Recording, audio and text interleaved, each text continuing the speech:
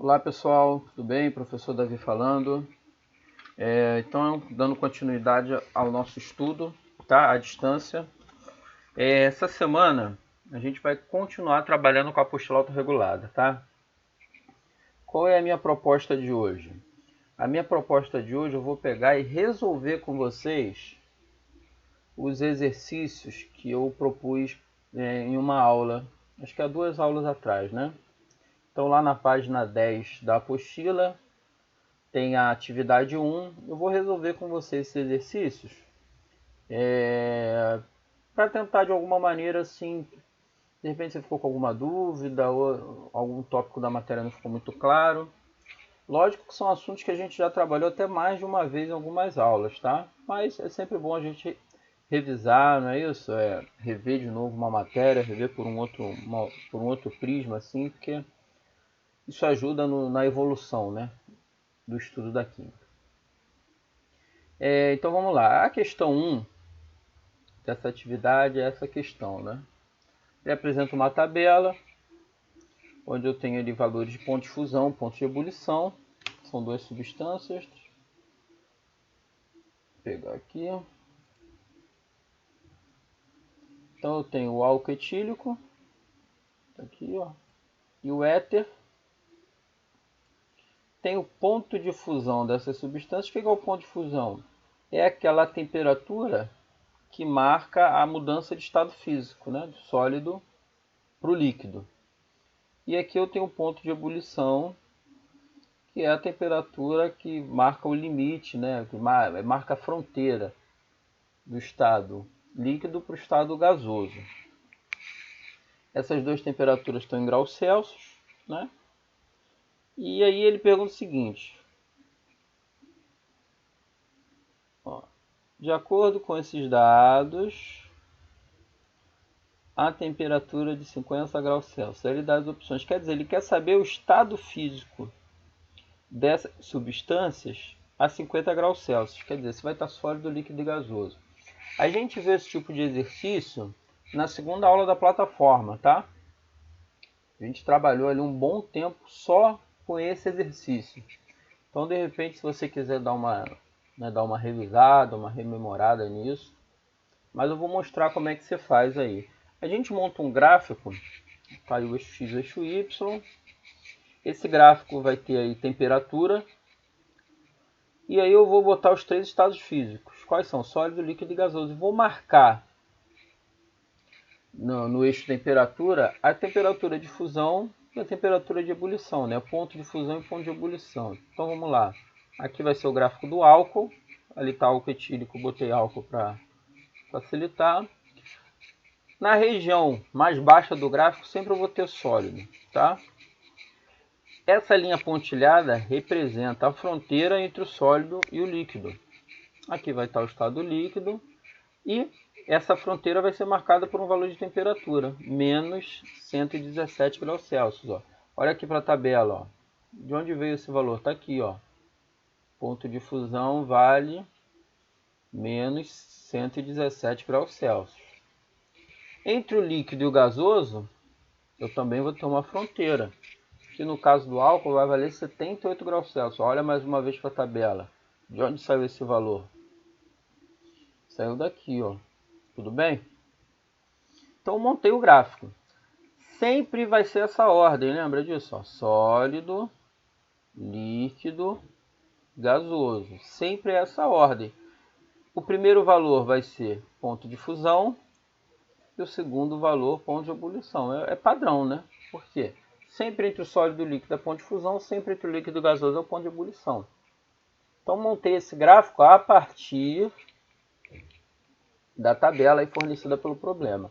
Faço a mesma coisa para o éter. Ó. Eixo X, eixo Y, temperatura, aí éter, sólido e líquido, menos 116. Por que é menos 116? Mais uma vez, vamos lá para a tabela. Ó, o éter está aqui, ponto de fusão do éter, menos 116. Depois, quem vai vir? O estado gasoso. Entre o líquido e gasoso vai estar o ponto de ebulição, que no caso aí vale quanto? 34 graus Celsius. Tudo bem, meu? Muito fácil, né? E o que eu vou fazer agora? Eu vou localizar, deixa eu trocar a caneta aqui. Eu vou localizar 50 graus Celsius nesses dois gráficos. Por que 50? Porque aqui, ó a pergunta. Ele quer saber o estado físico a 50 graus Celsius. Vou primeiro olhar aqui o álcool. Onde é que vai estar o 50? Vai estar abaixo de menos 117? Não. Vai estar acima de 78, 50? Não. O 50, o valor 50 graus Celsius, vai estar entre o menos 117 e 78. Então, o 50 vai estar nessa região. Se está nessa região, o álcool vai estar no estado líquido. É só você localizar o 50 no eixo temperatura. 50 aqui no éter, vai estar abaixo do menos 116? Não, né? Vai estar entre menos 116 e 34? Também não, né, pessoal? O 50 vai estar acima do 34, quer dizer, ele vai estar nessa região. Então, o éter a 50 graus Celsius vai estar no estado gasoso. Então, o álcool está líquido e o éter está gasoso. Aí a gente vai lá, faz opções, né? Ele fala, ó, começando por aqui, ó, de acordo com esses dados, a temperatura de 50 graus Celsius, álcool e éter encontram-se na fase gasosa? Não, errado. Álcool e éter encontram-se na fase líquida, letra B? Também errado. O álcool encontra-se na fase gasosa e o éter na fase líquida? Não, errado. Descarta esse aí também. O álcool encontra-se na fase líquida e o éter na fase gasosa? Letra D, opção correta. Vamos ver a E aí só para ver. Ó. O álcool encontra-se na fase sólida? Também errado. Então a opção é a letra D. O álcool encontra-se na fase líquida, tá aqui que a gente chegou a essa conclusão aqui, ó. E o éter encontra-se na fase gasosa. Letra D é a opção correta. Tudo bem, pessoal? Mais uma vez, quem de repente não entendeu, na segunda aula da plataforma a gente trabalha bastante exercício ligado a essa questão, tá? Mas não vejo assim, muita dificuldade nisso não. Vamos para número 2. Número 2 é um textinho até relativamente longo, né? Para ser uma potência mundial, uma nação deve possuir tecnologia, ou seja, esta nação deve estar à frente das outras em várias áreas de conhecimento. Uma área de conhecimento muito importante é a das ciências. Então repara que ele introduz aí um texto que efetivamente não tem a pergunta, né? Mas vamos lá. Quando transformamos matérias, ou seja, quando reagimos materiais diferentes para obtermos outras substâncias, estamos observando um tipo de fenômeno. Esse fenômeno recebe o nome de... Então, quer dizer, a pergunta mesmo começa aqui, né? Isso é muito comum, né, pessoal? Tem uma pergunta grande e efetivamente a pergunta está lá na parte final ou está no meio do questionamento. O importante é isso aqui, né? Olha essa parte aqui também, tá?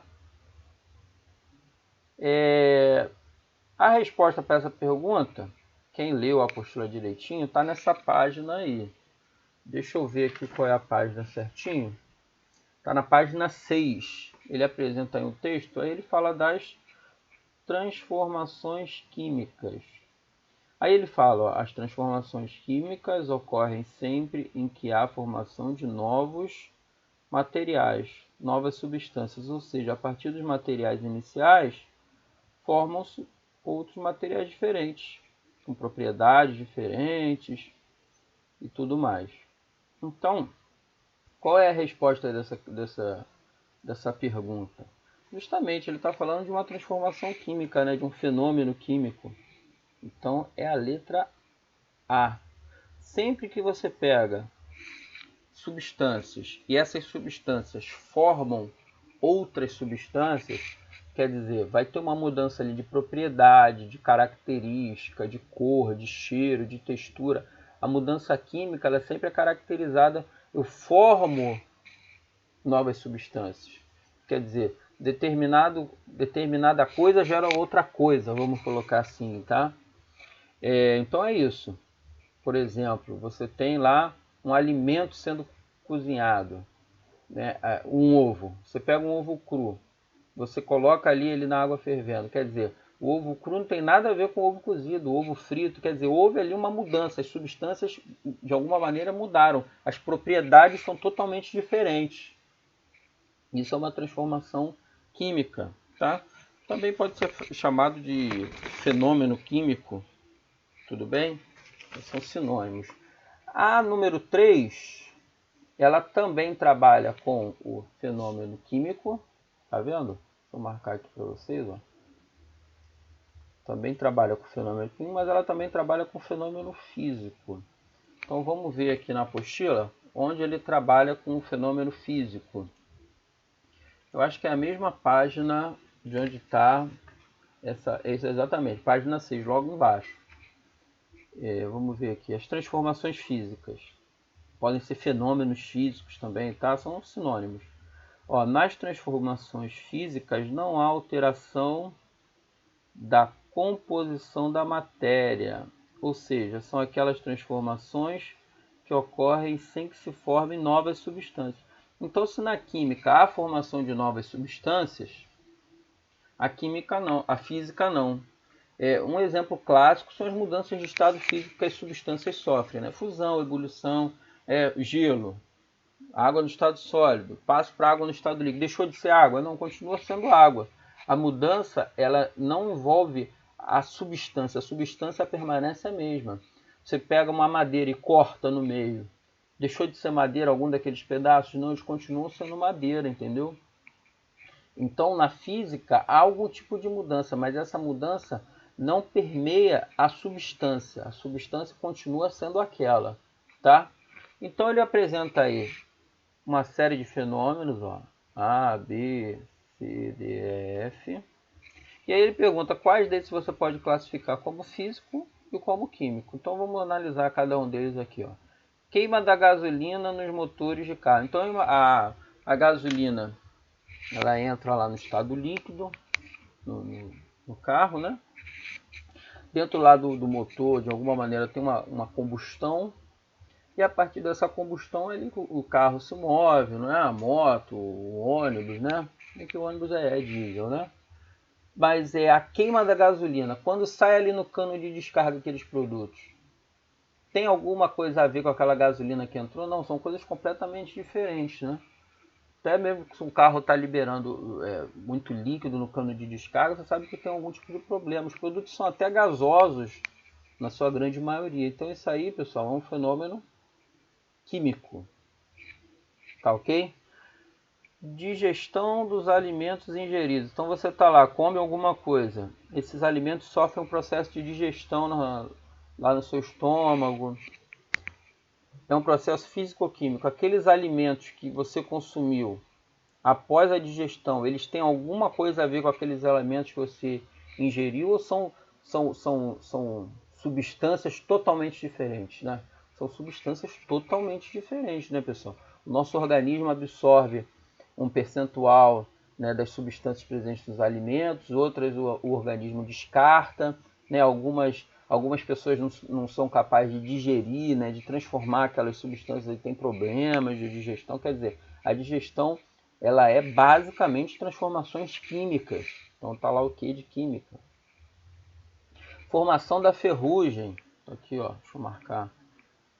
Quer dizer, você tem um portão lá de ferro bonito, forte. À medida que ele vai enferrujando, ele vai perdendo totalmente as suas características, né? Ele vai esfarelando, ele vai ficando fraco. Você com a sua mão consegue até quebrar certos pedaços dele. Quer dizer, o ferro que chegou lá no portão bonito, novo, né? Ele não tem nada a ver com ferro após o processo de formação de ferrugem. Quer dizer, nem a quantidade de ferro vai diminuindo, né? Porque vai se formando a ferrugem, que é uma outra substância. Então, um fenômeno químico. Tá ok? Quebra de um objeto. Então, você tem como eu falei, pedaço de madeira. Você corta essa madeira, você quebra. Deixou de ser madeira? Não, continua sendo a madeira. As características, as propriedades, a textura, o cheiro, a cor continuam as mesmas, mesmo após o processo de quebra. Então o fenômeno é físico. Enfiar um prego na madeira. Então você tem lá um pedaço de madeira, você enfia um prego. Aquele prego teve alguma mudança na sua propriedade, na sua cor, no seu cheiro, na sua textura, na sua densidade? Não. Então fenômeno físico. Derretimento de iceberg aí, pessoal, esse é o exemplo clássico, né? Já deve ter ouvido milhares de vezes que mudança de estado físico são fenômenos físicos. Então você tem iceberg, que é água no estado sólido, né? Começa ali a passar para o estado líquido. É uma transformação química? Não. Físico. Mudança de estado físico sempre é físico. Tá? Vamos então para a questão 4. Questão 4, ele fala aí, os diversos tipos de materiais com os quais lidamos no dia a dia mudam de estado físico, dependendo da temperatura que forem submetidos. Os processos de mudança de estado físico que absorvem energia são, então mais uma vez, é um texto que tem uma pergunta que tem um textozinho, e a pergunta mesmo começa aqui, né? Ó, deixa eu passar aqui, os processos de mudança de estado que absorvem energia são...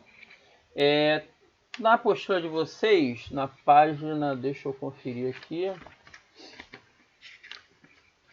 essa página 7, não, 7 não, 7 é do outro exercício,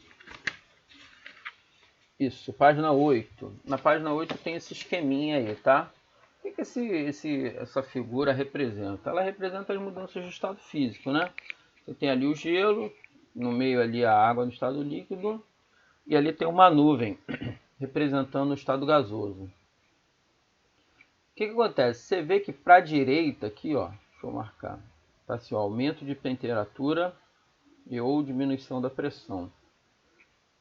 As reações que vão para a direita, as transformações que vão para a direita, elas são favorecidas pelo aumento da temperatura. Quer dizer, se você quer passar a água do estado líquido para o estado sólido, você vai colocar num ambiente, vamos botar assim, quente, né? Você não vai pegar... Você quer que a água do estado sólido vá para o estado líquido. Você vai deixar a água dentro da sua geladeira? Não, porque você sabe que a água, quando entra numa temperatura, vamos botar assim, baixa, ela vai para o estado sólido, né? Então, se você quer passar para o estado líquido, você vai botar num ambiente quente. Vai botar em cima da tua pia, vai colocar no quintal da sua casa.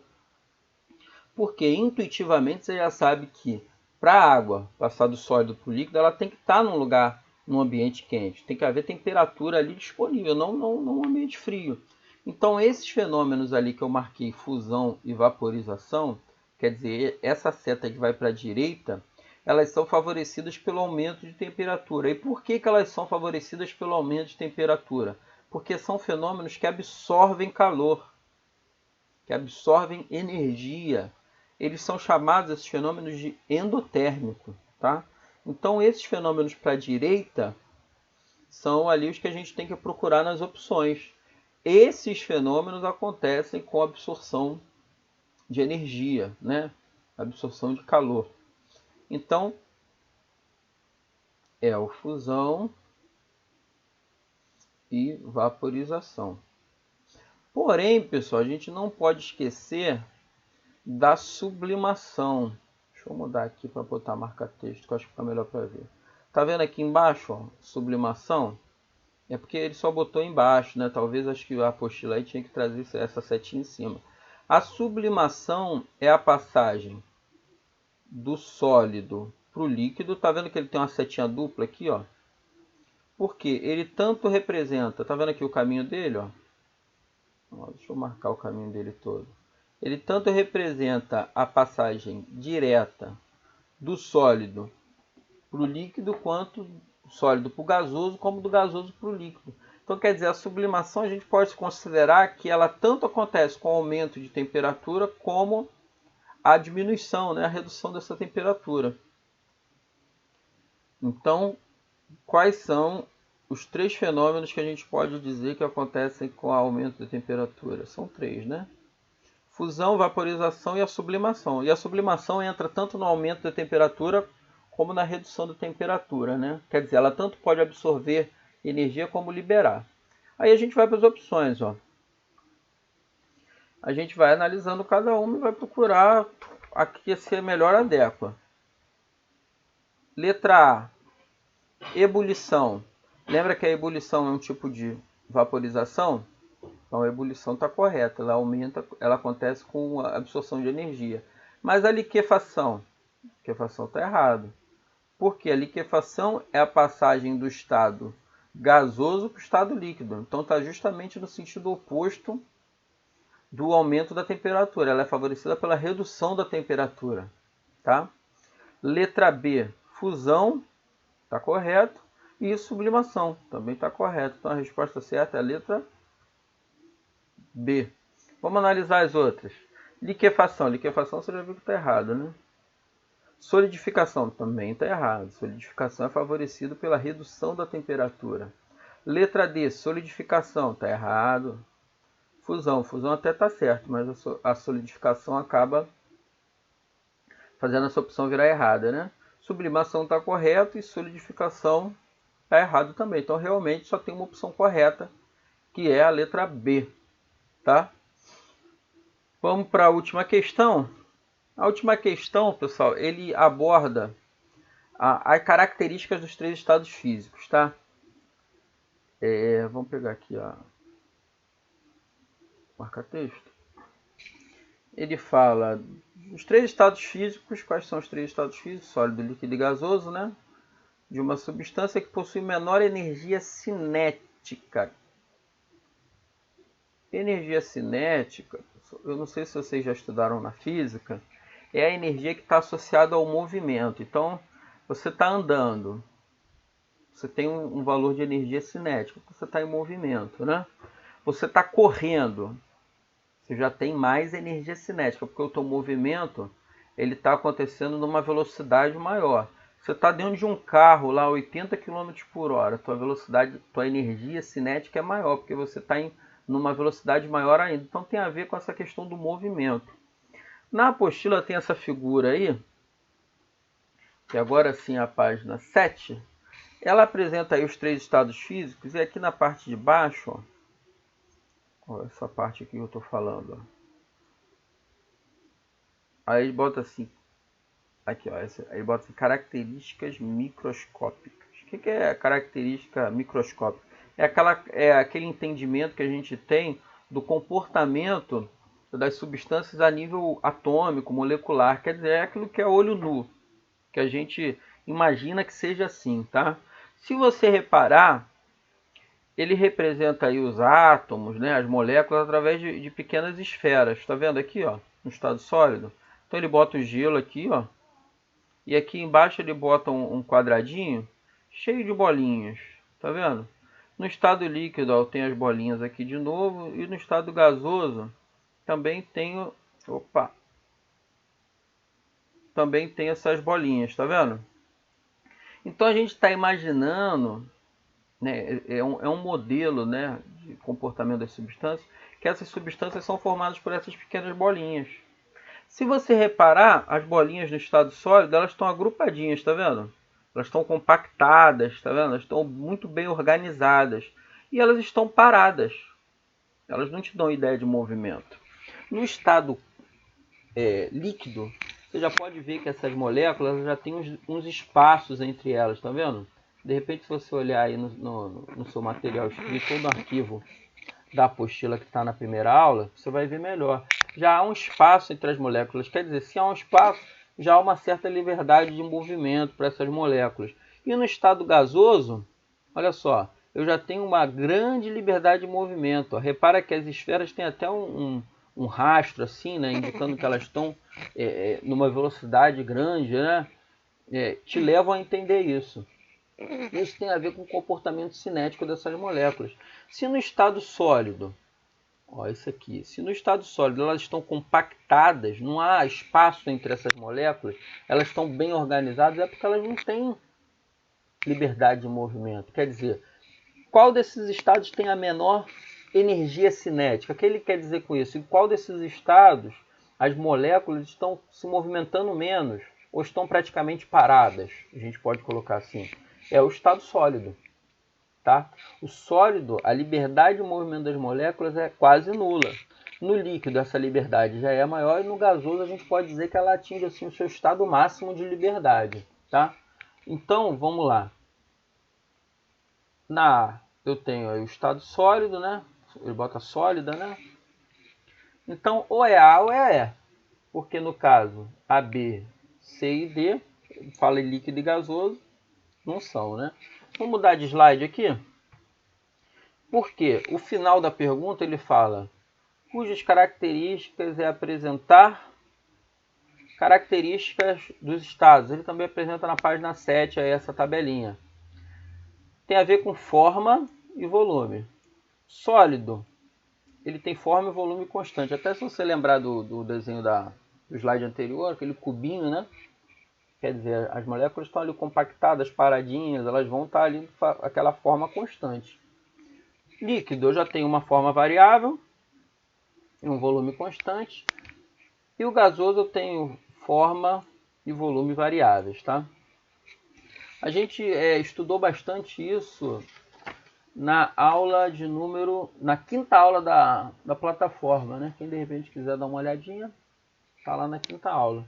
Então vamos agora analisar ali as opções que eu tenho. Lá do slide anterior a gente já sabe que a B não é, que a C não é, que a D também não é. Por quê? Porque o estado sólido é onde as moléculas têm a menor energia cinética. Vamos analisar a letra A. A primeira parte está certa, né? Sólido. Aí ele diz que forma e volume são variáveis. Não, pessoal. Forma e volumes variáveis, ó, é característica do estado gasoso. Então a letra A também não é. Letra E só falta a nossa opção correta, porque ele fala em sólido e fala forma e volumes próprios. Quer dizer, o que ele quer dizer com esses próprios? Que não vai variar, vai se manter constante, que vai resistir ali a qualquer tipo de mudança. Tá ok, pessoal? Esses são os 5 exercícios da atividade 1 que eu tinha proposto para vocês lá 2 aulas atrás. Eu vou anexar na plataforma um exercício que tem relação direta aí com o que a gente viu na aula de hoje, tá? Façam. Qualquer coisa, dúvida, pode me perguntar na plataforma, tá? Semana que vem a gente continua com as nossas atividades, tá? Grande abraço aí para vocês, tá? Fiquem com Deus.